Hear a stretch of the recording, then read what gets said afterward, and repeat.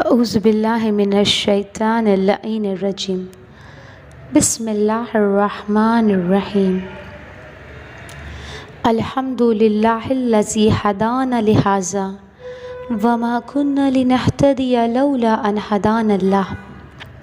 अज़ीज़ान मोहतरम, अज़्ज़ू मिलता है कि शेख अब्बास कुमी अपनी किताब में लिखते हैं कि इस्फ़हान में एक 19 इयर्स की लड़की का इंतकाल हो गया। मतलब कि एक 19 इयर्स की लड़की का वाक़या मिलता है कि वो बहुत रिच फैमिली से थी।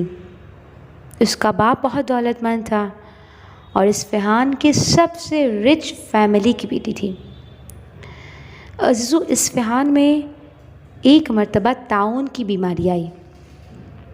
और ताउन की बीमारी ये वो है कि जिसको प्लेग कहते हैं, और ये बीमारी रैट से होती है। लेकिन अज़ीज़ो, आज ये बीमारी दुनिया में नहीं है, क्योंकि मेडिकल साइंस इतनी एडवांस हो गई कि ये बीमारी ख़त्म हो गई। लेकिन पुराने ज़माने में शहर के शहर खाली हो जाते थे। इस बीमारी की वजह से शहर का शहर खाली हो जाता था और हर साल ये बीमारी आती। एक चूहा मरता और उससे कई मौतें होती, कई लोग मर जाते हैं। तो जो ताउन की बीमारी इस्फ़हान शहर में आई और कई लोग मरे। उसमें ये पैसे वाली लड़की का भी इंतकाल हो गया। अब ये पैसे वाली लड़की है तो पूरा शहर में धूम मच गई। पूरा शहर इकट्ठा हो गया। जवान लड़की है, 19 इयर्स की, और अपने बाप की सिर्फ एक बेटी है। 4 बेटे और एक बेटी। जब इंतकाल हुआ, जब मैयत उठी, जब कब्रिस्तान में आए सब लोग, हज़ारों आदमी है। बाप की बुरी हालत है, भाई तड़प के रो रहे हैं क्योंकि जवान बहन का इंतकाल हो गया है। एक ही बहन है। अब अज़ू, जब एक मर्तबा जब चारों भाइयों ने अपनी बहन की मैयत को रोते हुए कब्र में उतारा और जब लहद बंद कर दी। अज़ू, उस ज़माने में मिलता है कि पहले के लोग क्या करते थे कि डायमंड्स के, पर्ल्स के, मोती के छोटे छोटे पाउचेस बना के कमर पे लटकाते थे, बेल्ट की तरह।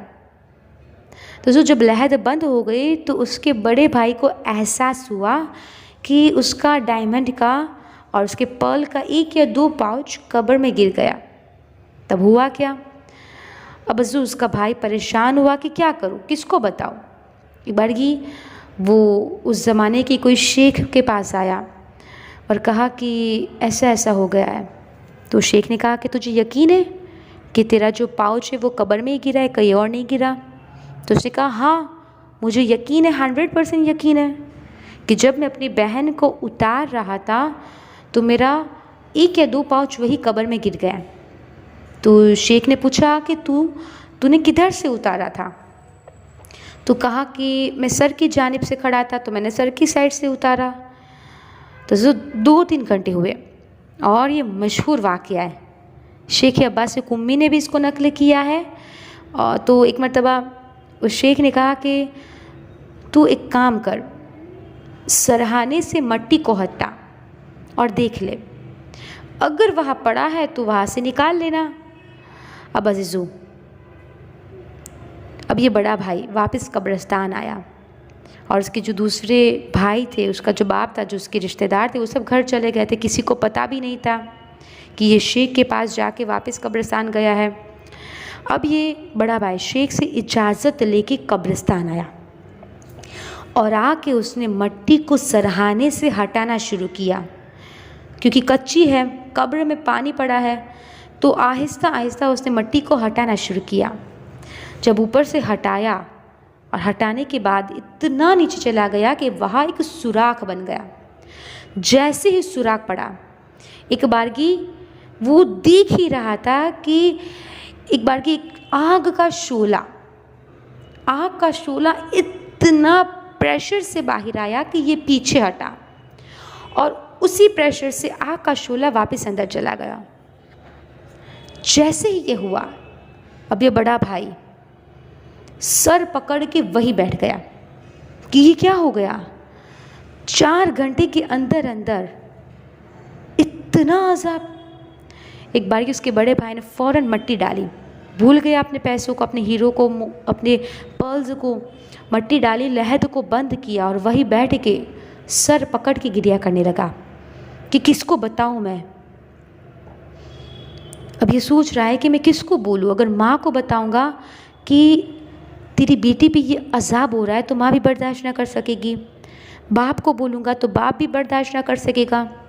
अब ये भाई तड़प के रोने लगा, रोते हुए अपने घर आया और सीधा अपने हुजरे में चला गया। नमाज शब पढ़ी, दुआ की कि किसी भी तरह मेरी बहन मेरे ख्वाब में आ जाए। और अब हमारे पास कुछ आमाल ऐसे हैं वादियुस्सलाम में करने के कि अगर वो आमाल कोई शख्स करे तो उसका मरने वाला ख्वाब में आता है, यानी जो मरने वाले की रूह है उसके रिश्तेदार की वो ख्वाब में आती है। लेकिन इसमें कोई गारंटी नहीं है कि हम करें और आ जाए, नहीं, मरने के बाद रूह आज़ाद नहीं होती जब तक कि खुदा और मासूमीन का हुक्म न हो, रूह ख्वाब में नहीं आ सकती।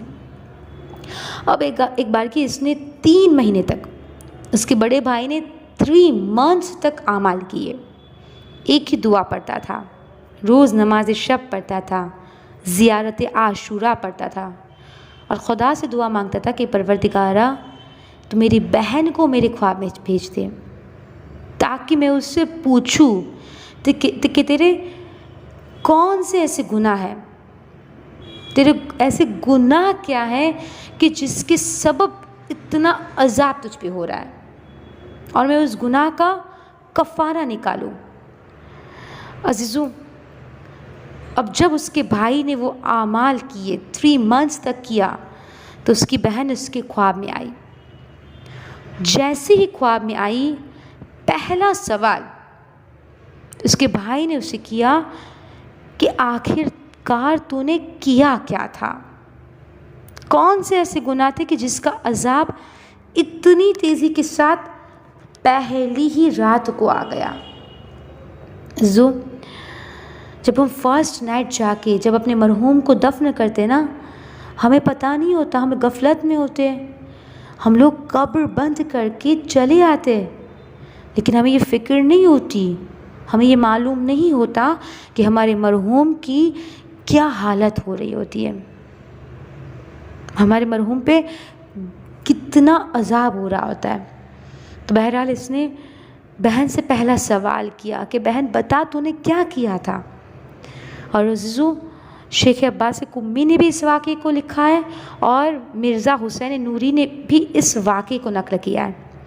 तो अब उसकी बहन ने 3 गुनाह बताए और एक बुक में एक आलिम दीन ने 5 गुनाह लिखे हैं। तो कहा कि उसकी बहन ने कहा कि पहला गुनाह, मुझे चुगली करने का बड़ा मज़ा आता था, यानी इधर की बातें उधर और उधर की बात इधर करने का मुझे बहुत मज़ा आता था।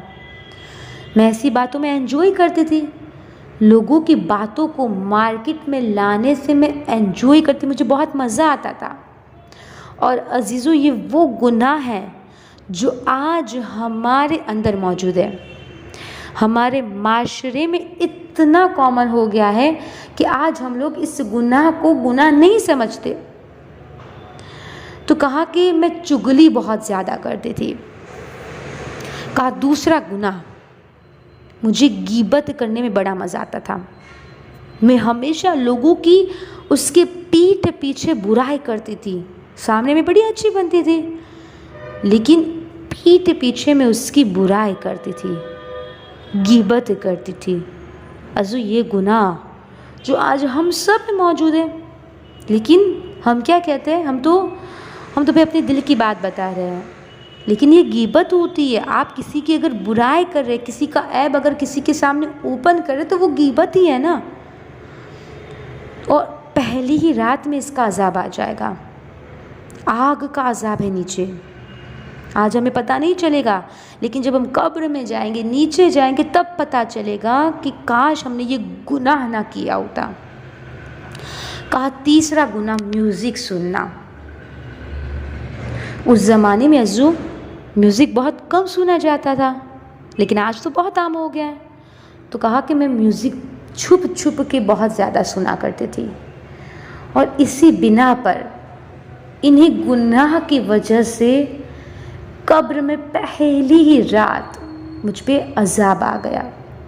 तो अज़ीज़ों, आज हमें हमारे अंदर तब्दीली लानी है। अगर हमारे पास खुदा ने हमें वक्त दिया है तो इसलिए दिया है कि ताकि हम सुधर जाए। अगर हमारे पास वक्त मौजूद है तो हम ऐसे वाक़यात को सुन के इबरत हासिल करें। हम खुद अपने आप को चेक करें, क्या हम ऐसे गुनाह कर रहे हैं? अगर हम ऐसे गुनाह कर रहे हैं तो फिर हमें इस गुनाह से बाहर निकलने की ज़रूरत है। आज हम बहुत फ्री होके बैठ रहे हैं। हम इतने फ्री माइंड हो गए कि हम लोग गुनाह को गुनाह नहीं समझते। लेकिन जब कब्र में जाएंगे, अंधेरी कब्र में जहाँ वहशतनाक माहौल होगा, कोई हमारे साथ नहीं होगा, कोई रिश्तेदार हमारे साथ नहीं होगा, तब हमें पता चलेगा कि काश हमने ये गुनाह, अपने नफ्स की बात को मान के हमने ये गुनाह ना किया होता। काश हम इस गुनाह से बच गए होते। व आखिर दावाना अनिल हम्दुलिल्लाहि रब्बिल आलमीन।